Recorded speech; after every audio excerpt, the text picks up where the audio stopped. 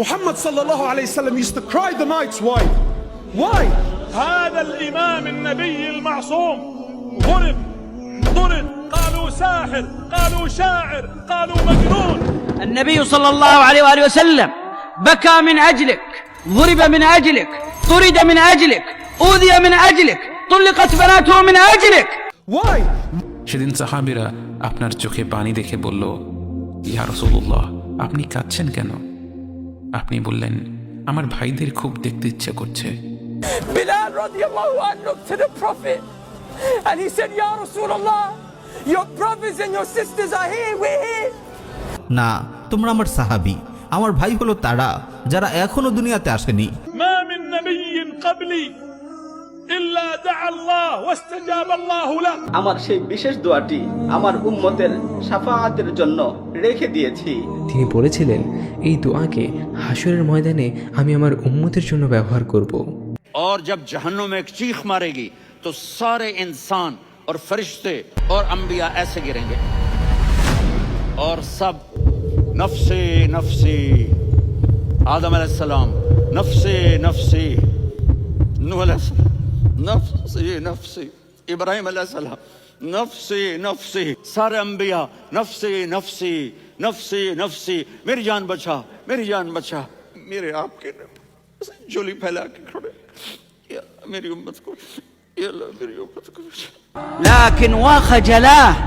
এই ব্যক্তি একমাত্র ব্যক্তি যিনি আপনাকে ছাড়া জান্নাতে যাবেন না, যিনি জান্নাতে না গেলে জান্নাতের দরজা খোলা হবে না, যিনি পুল সিরাতের মতো জায়গাতেও ইয়া নাফসি বলবেন না, বলবেন ইয়া উম্মতি ইয়া উম্মতি। একমাত্র ব্যক্তি যিনি অঝোর নয়নে আমার জন্য কেঁদেছেন রাতের বেলা। তখন আল্লাহ তাআলা জিবরিলকে পাঠিয়ে জানতে চাইলেন, জিবরিল, মুহাম্মাদের কাছে যাও, জিজ্ঞেস করো আপনি কেন কাঁদছেন।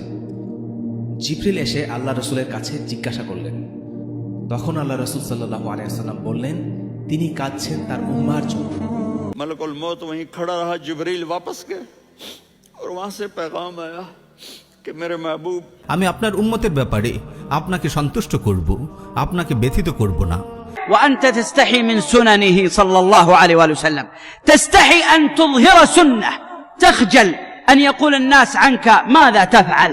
एक रात आप भूख से रिलेटिव में ऐसे कभी यूं होते हैं कभी यूं होते हैं, करो हजरत आयशा के घर की बारी, कभी ऐसे होते हैं कभी ऐसे होते हैं, फिर एकदम आप आगे हुए और वो जो चारपाई की लकड़ी होती है उस पर अपने पेट को यूं रखा और ऐसे झुक गए, यूं यूं झुक गए।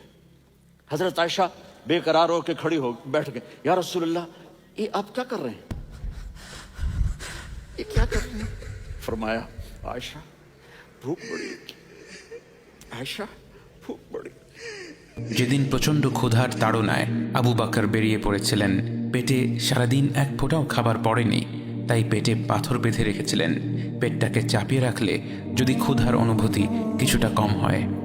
হাঁটতে হাঁটতে তখন তার দেখা হলো ওমরের সাথে।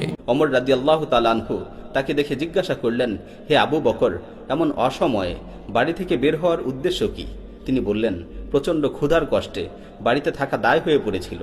এ কথা শুনে ওমর রাদিয়াল্লাহু তাআলা আনহু বললেন, আল্লাহর কসম, আমিও বের হয়েছি এই একই কারণে। তারা দুজন কিছু দূর হাঁটতে হাঁটতে যখন আপনার দেখা পেল, তারা দেখল আপনার পেটে তিনটা পাথর বাঁধা, কারণ পৃথিবীর শ্রেষ্ঠ মানব, আল্লাহর সবচেয়ে প্রিয় বান্দা গত 3 দিন ধরে না খেয়ে আছেন। আমার নবী যদি পেটে 2টা পাথর বাঁধতে পারে, আমার পেট তার চাইতে বেশি দামি না। الذي كاد أن يقتل مرارا وتكرارا من أجلك عليه الصلاة والسلام، من أجلك أنت، من أجلك أنت، لكن وخجلاه. तू क्या कहता है, जाऊं या ठहरूं?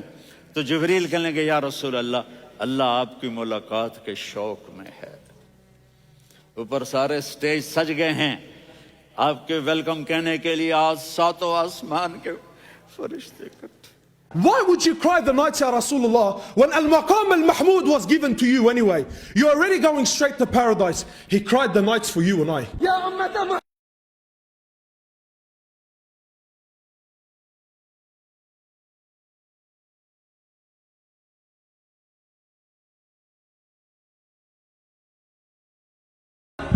مرت هذه القضية بسلام، وأمة لا تستطيع أن تدافع عن قائدها، لا تستحق أن تنتصر على أعدائها. فمن لأعداء الله اليوم يسخرون ويستهزئون ثم نتحدث نحن عن سماحة الإسلام. أما قال الله محمد رسول الله والذين معه أشداء على الكفار. والله لا خير فينا، والله لا خير فينا أن مرت هذه القضية بسلام. أين صدقنا؟ أين صدق محبتنا؟ أين مواقف الحكومات الإسلامية؟ وأين مواقف أمة المليار؟